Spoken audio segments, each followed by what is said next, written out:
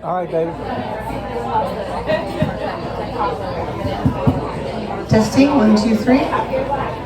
How's the volume there? Thanks, Sarkaria. All right, well, I think everybody's got some food and something to drink, so hopefully everybody has their libation and food of choice to help celebrate.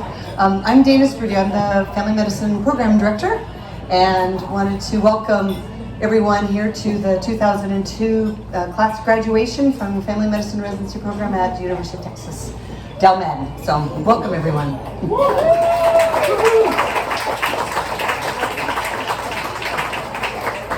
So what I'd like to do is just first start out to recognize the people that we are here to celebrate. It's been a long and winding road for y'all, and it's been a really challenging and really difficult and very rewarding and joyous and ever-changing journey that this class in particular has embarked upon. So I wanted to first just recognize all of the class members. So we're here today to celebrate, and if graduates, if you could just stand up and stay standing, and we can applause as we go along here. So we're here to celebrate Isadora Cabral, Vincent Fussell,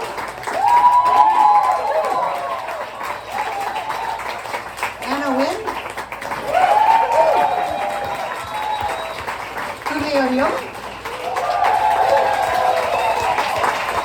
Sotos, Alec Wilhelmi, and Jocelyn and Worley Sarkaria.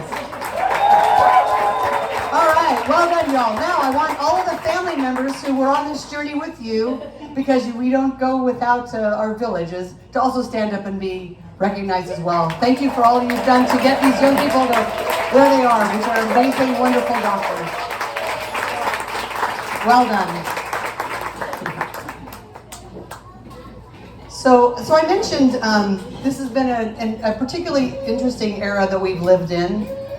Besides the usual joys and trials and tribulations of residency training, this particular class has faced the extraordinary experience of 2 years of a pandemic.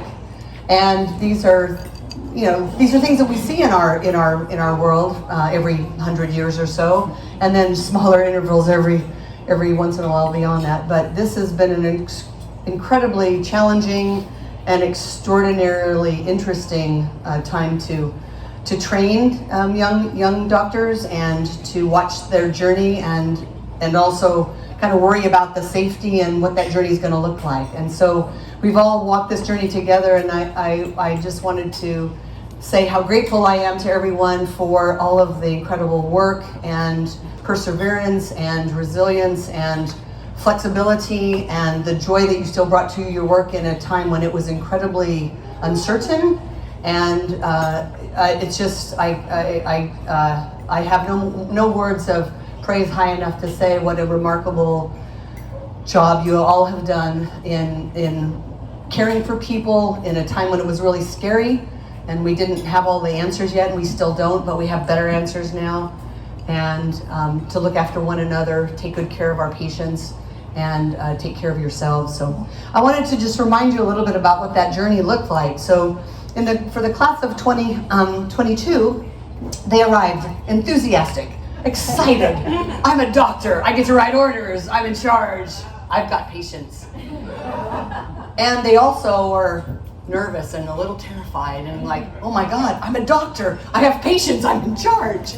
So it all feels like that. It's an incredible joy, but it's also a little daunting to face. And people who have walked this journey understand that, and that's developmentally how it feels, appropriately so. So they arrived with enthusiasm and the curiosity and the fear that everyone has when they arrive to residency training. That was in June of 2019. So in December of 2019, we were all raising our glasses and toasting on New Year's Eve for a happy 2020. And few of us were really aware of a safety alert that had been released that morning in Wuhan, China, that recognized a cluster of some unusual pneumonia cases. So 10 days later, on January the 9th, 2020, China's CDC reported that there was a novel coronavirus that was thought to be the causative agent of this local outbreak. And as you know, for good and for bad, all things globally are interconnected, and that was our experience.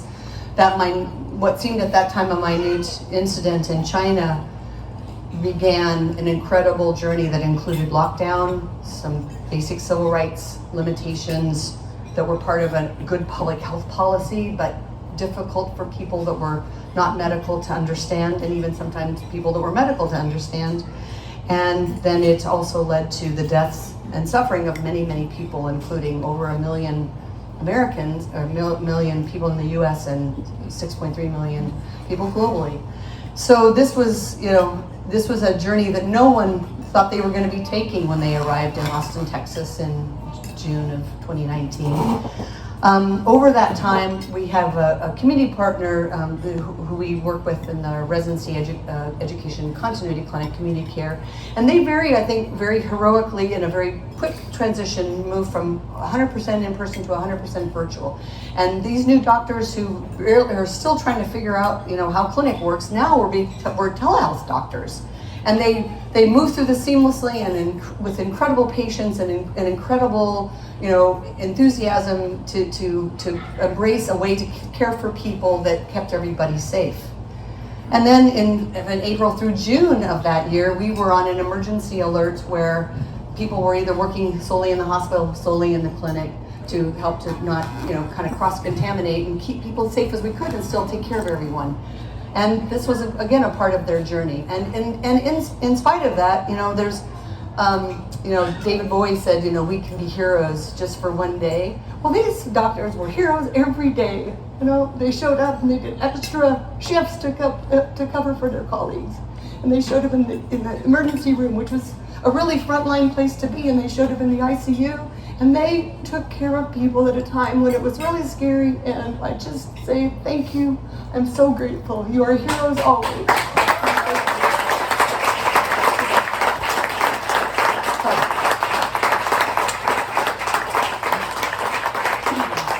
So I was talking to Jocelyn and Izzy earlier, and we decided we're all criers, and it's like, I'm a crier, and I won't apologize for it. It's just something I feel very strongly about, and I feel so grateful and so proud to be part of our family medicine village and the part of an amazing legacy of family doctors who go out and do wonderful things in their communities. And I'm grateful from the bottom of my heart for the opportunity that you give me every day to learn and teach with you. So.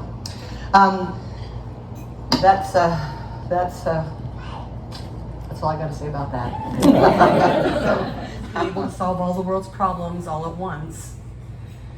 But don't ever underestimate the impact you can have, because history has shown us that courage can be contagious and hope can take on a life of its own. And y'all's courage and heroism are contagious. Thank you.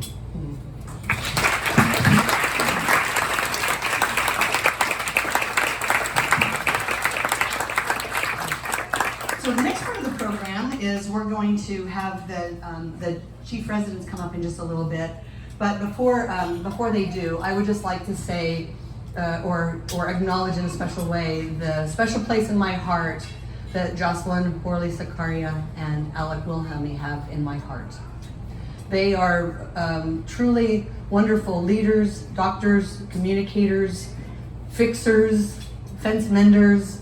They're MacGyvers of all things residency scheduling. And again, this was an incredibly challenging period of time to be this, as well as just still learning to be a doctor. So the chief residents in our programs are third years, so they are peers with their other third year classmates, and they have additional responsibilities and do it with incredible grace and integrity and kindness and a sense of fairness that I just want to say thank you for all that you've done this year to make the transitions as seamless as possible and to communicate things that were many times difficult to communicate and just be incredible champions throughout of that. So if I could just bring Jocelyn and Alec up now, they have a few words as well. So thanks.